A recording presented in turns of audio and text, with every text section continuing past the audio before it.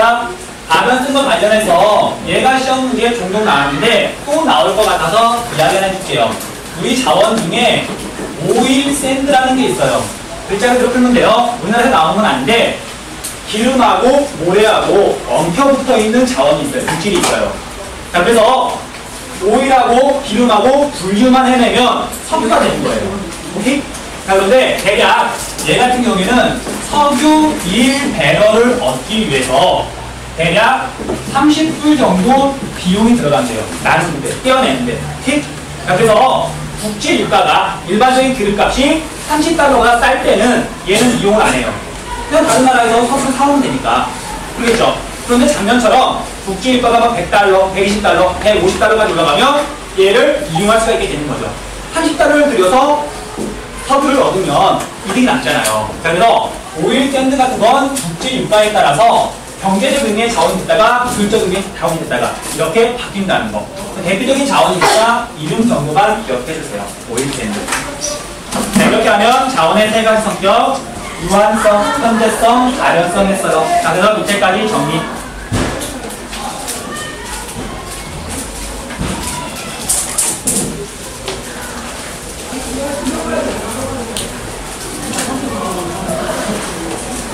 누가 에어컨 안 켜시죠?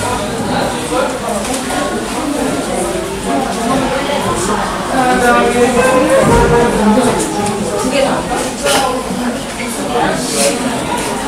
선생님, 저요. 뭐지? 오일샌드랑 석유가격 올라가면 기술자원이에요, 기술자원이에요. 자, 오일 샌드 같은 경우에는 얘에게서 석유를 얻을 수 있는 기술은 있어요. 근데 그 기술이 있는데 1배럴을 얻는데 대략 30달러 정도라는 비용이 들어가는 거예요. 그 국제유가가 30달러가 안 될 때는 굳이 얘를 안 나눠도 돼요. 그냥 석유를 사서 쓰는 게 더 이득이니까. 그런데 국제유가가 30달러를 넘어가면 석유를 사오는 대신 오일 샌드를 이용하면 되잖아요. 그쵸? 근데요, 오일샌드요. 뭐지? 태안에. 우리나라에 있는 건 아니야. 우리나라에 있는 건 아닌데. 이거 태안에. 물려거든. 그것도요. 그거 아니에요. 그런 개념이 아니고. 아니, 그거 못해요? 그건 못해요. 그건 경제성이 너무 없어. 그 태양을 오염시킨 석유는 고급 석유가 아니라 흑석이에요, 흑석이. 자, 아무튼 자원의 특성 세 가지 꼭 알아두셔야 돼요. 그 가운데 현재성하고 가변성이 중요해요. 특히 가변성은 자, 이거 이름 외우는 게 중요한 게 아니라 지문이 나와요.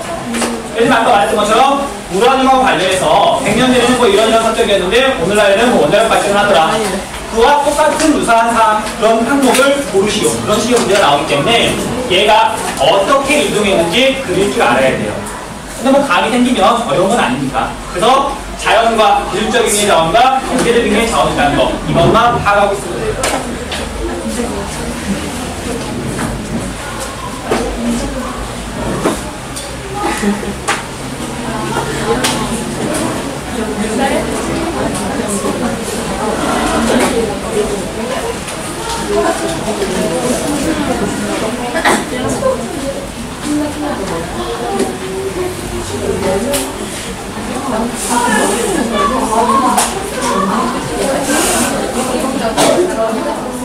자, 페이지 넘겨서 35페이지 볼게요.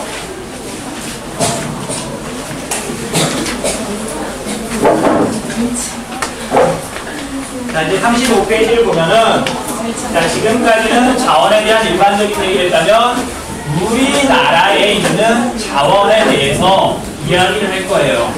자, 그런데 여러분들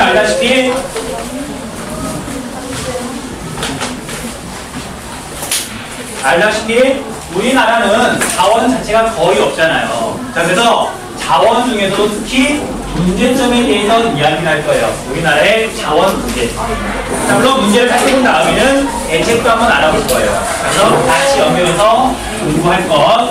자, 볼게요. 뻔한 거니까 우리나라 같은 경우에는 우리나라에서 나오는 자원이 없다 보니까 해외 의존도가 굉장히 높은 특징이 있어요. 뭐 특징이라기보다는 문제점이죠. 자, 우리가 쓰는 에너지를 100이라 했을 경우 약 97% 정도를 외국에서 수입해와요. 거의 100% 수입해 온다고요. 자, 그래서 해외 의존도가 높은 거 첫 번째 특징이에요.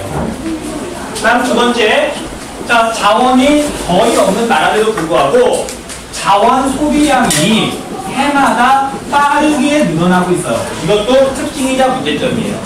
자원은 안 나오는데 자원은 마구마구 쓴다는 얘기죠. 자, 어느 정도로 많이 쓰냐면 이런 개념이 있어요. 1달러를 나는 부가가치를 얻기 위해서 석유를 얼마나 쓰느냐. 자, 봤더니 일본에 비해서 우리나라가 똑같은 1달러를 벌기 위해서 석유를 대략 한 3배 정도 많이 써요. 자, 그만큼 우리나라는 에너지를 많이 소비한다고요. 그 소비량이 빠르게 늘어나고 있다고요. 오케이? 다음 세 번째, 자, 이건 산업화와 도시화가 이루어지다 보니까 우리나라는 농사를 짓는 면적이라든지 또는 나무가 심어져 있는 산림의 면적이 줄어드는 문제도 있어요. 다시 하자는 아니지만 얘도 중요한 특징이에요.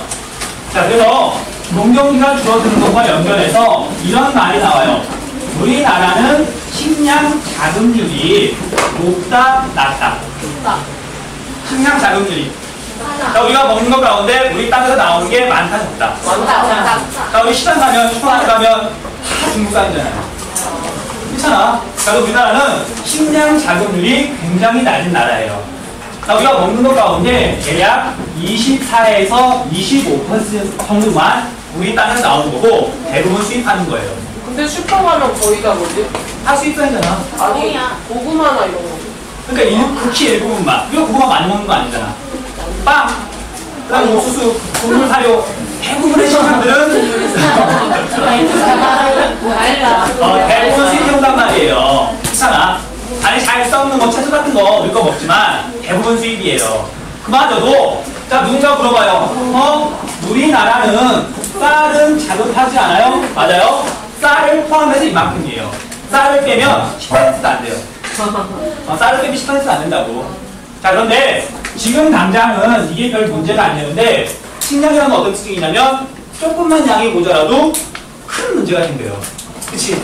실제 작년에 어떤 일이 있었냐면 필리핀이라는 나라 있죠? 네. 필리핀도 쌀을 주식으로 하는데 걔네들은 원래 농사를 장수하던 나라인데 농촌이 완전히 망가져가지고 거의 식량을 100% 수입해요. 쌀을. 그런데 작년에 국제 유가가 올라가면서 국제 곡물 가격이 막 올라갔었죠. 알아요? 그러다 보니까 베트남이나 타이에서 쌀을 수출하지 않기로 한 거예요. 식량을 확보하기 위해서. 그러니까 필리핀에서 난리가 났어요. 자기 나라에 식량이 안 나요. 수입해야 되는데 돈을 아무리 준다고 해도 식량을 안 팔아요. 또 어떤 일이 벌어졌냐면 필리핀 사람들, 특히 주로 가난한 사람들이 낮에는 평범한 시민이야. 근데 밤에는 도둑놈으로 변신을 해요. 식량을 도둑 한단 말이야. 모자라니까 먹고 살야 될 거 아니에요. 자, 그래서 나라가 정말 난리가 나가지고 나라에서 식량을 배급한 적이 있어요. 심각한 문제니까. 자, 그런데